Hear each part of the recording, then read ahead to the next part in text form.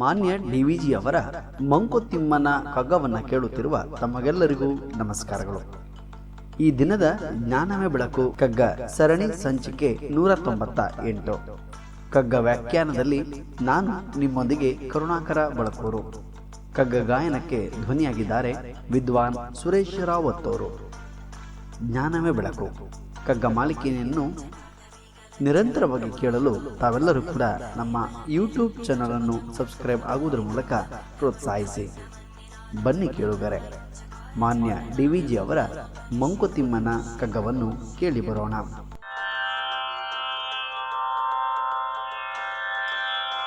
ಗಗನ ತಲೆನ ವಿರಾಗಿ ಪೆರೆತಾರೆ ಹೂವಾಗಿ, ಜಗವೆಲ್ಲವ ಪೂವಾಗಿ ಮಾಯೆ ಸತಿಯಾಗೆ. ಗಗನ ತಲೆನ ವಿರಾಗಿ ಪೆರೆತಾರೆ ಹೂವಾಗಿ, ಜಗವೆಲ್ಲವ ಪೂವಾಗಿ ಮಾಯೆ ಸತಿಯಾಗೆ.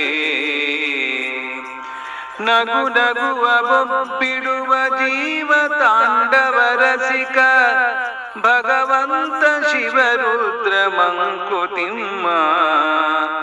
ಭಗವಂತ Shivarudra Mankutimma.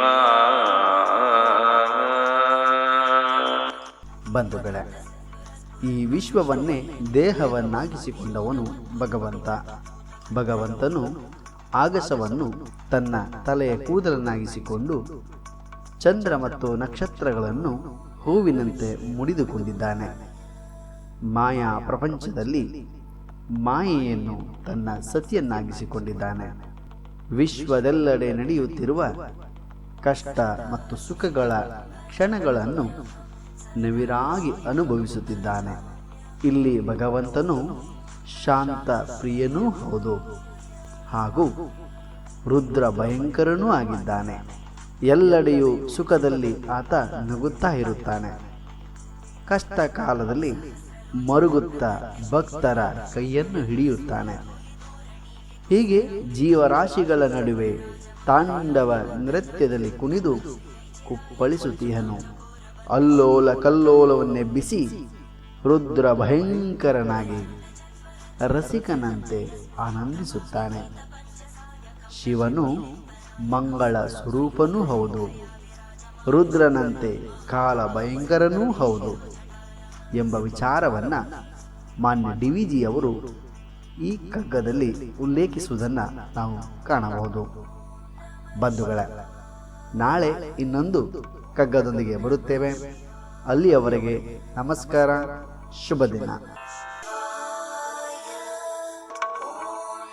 Shiva, Om Namah Shivaya.